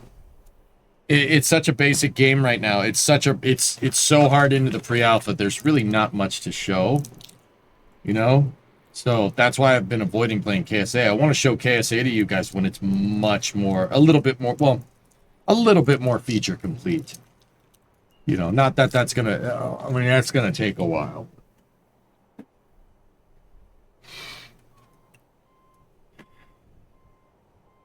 To the right of the big structure with the booster test tank inside.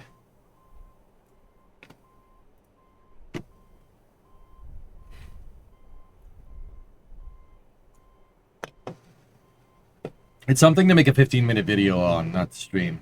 Yeah, that's why I really, like, you can play it, but it's not going to be much. I don't know, man.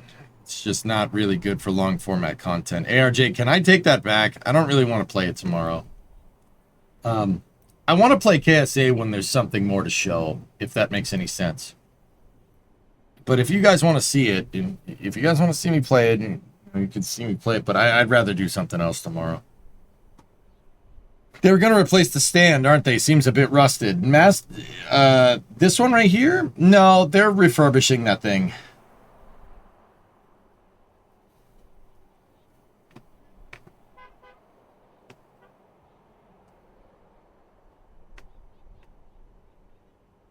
Yeah.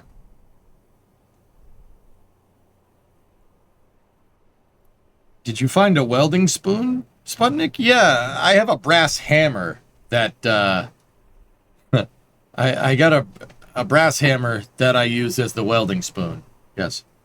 Do what you think is best. Yeah, I don't want to play KSA tomorrow, guys. I'm going to be truthful with you. I don't want to do it. I don't want to do that. There's just not enough. There's not enough to...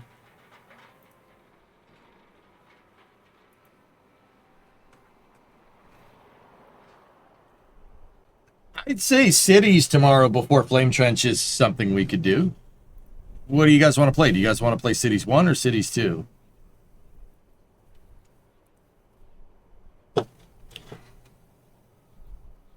This is for tomorrow. I want to play Stationeers tonight. That actually reminds me. Everyone, if you have Stationeers, jump in with me when we go to play tonight. Because we've done Cities 2 on this, yeah. You still play Workers from time to time. Cities 1, Cities 1, Cities 1, Cities 1. Didn't you say 2 is terrible? Yeah, yeah. But I can run my gigantic city that takes up a gigantic part of the map on this computer with no frame rate lag. So I kind of want to go mess with it, but it's okay.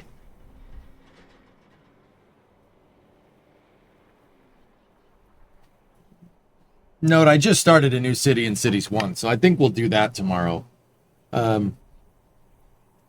Cities 1's a little more feature complete, so yeah, we can do that tomorrow. That's fine.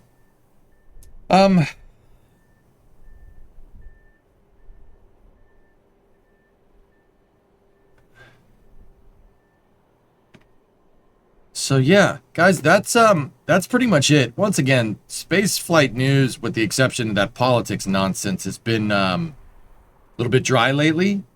But we are getting Starlinks all the time, and I will be covering the Starlink 10-57 mission tomorrow at 7:30 a.m. Eastern. Me and Adrian will be commentating on that. What do we need to play Stationeers? The game? You just need the game, and you just need to switch it to the beta build in Steam options.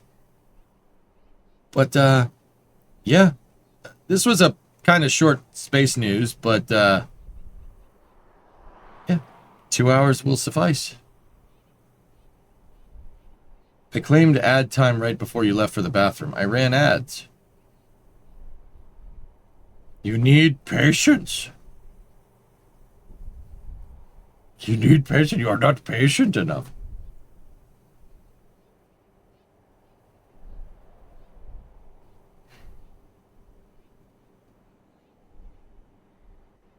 Isn't the stream starting at like 6:30 tomorrow?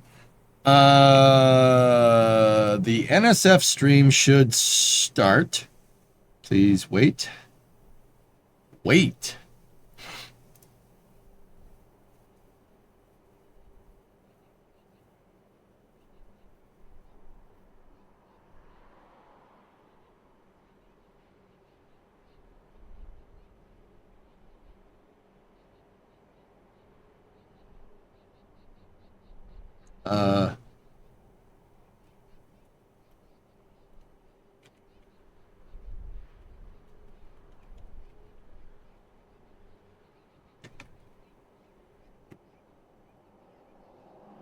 You know what? I'm going to message Adrian.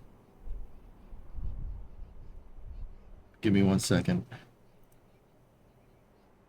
About the start time, because it moved.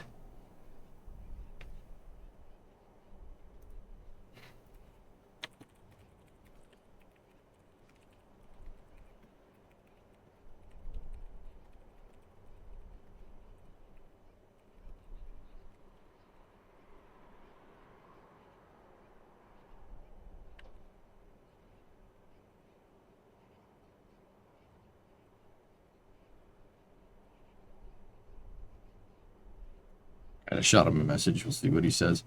Thanks again for the company. I finished digging this hole, so I'm going to get to finishing the job.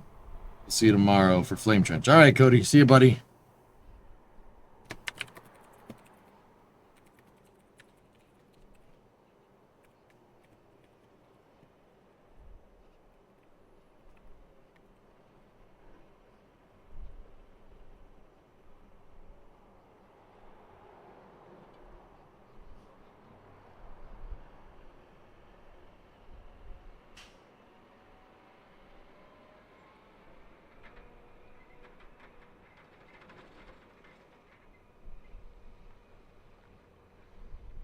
How does one access your Discord? Click on that link that all systems agreed. Oh, and I would be fun. We'd get to see you build out an environmental control system in IRSOU on the fly. Sorry, I came late to the conversation, but I've been having a blast on Factorio recently. All right, hi. Yeah. Factorio is fun. Yep.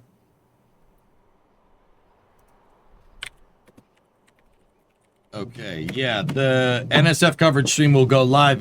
The launch is scheduled to go at 7:30. Adrian got back to me. Yeah, that stream's going to start at 6:30.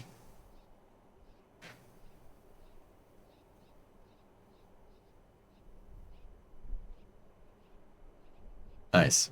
All right. Yeah, let's play some Stationeers. let's play some Stationeers. Yeah.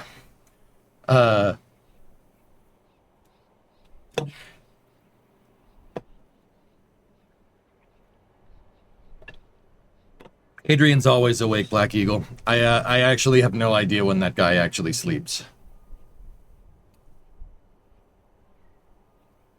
Yeah, David, I just asked Adrian. He said we're going to go live about an hour before liftoff, so that's 6:30 Eastern.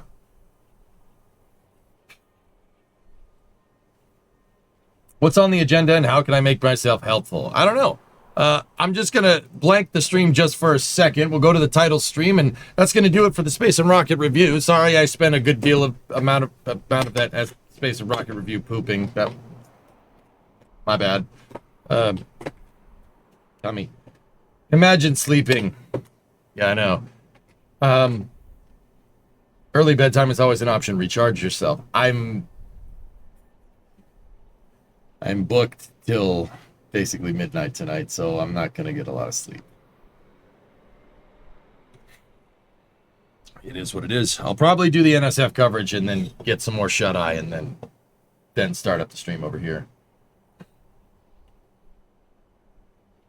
All right, so I'm gonna jog the VOD over on YouTube. I hope you guys enjoyed the Space and Rocket review. Once again, it's dry right now. There's not a lot to talk about, which sucks.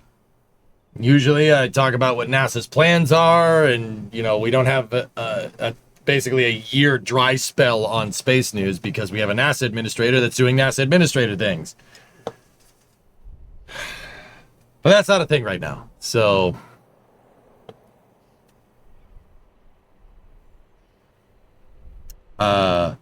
yeah, I will yeah, I'll jog the VOD and then we'll play Stationeers. Remember, we got Stationeers up to 64 players on the server. If you have Stationeers, come play with us. Just to stress test the server. I want to see, I'm trying to break it because RocketWorks kind of inadvertently asked to in the last KSA town hall. They're like, you should play Stationeers and you should, you know, you should put that game to the test. I'm like, all right, I'll break it. Oh, hey, Hype Mayor, how you doing? I'll be back in a second. I'll see you guys then.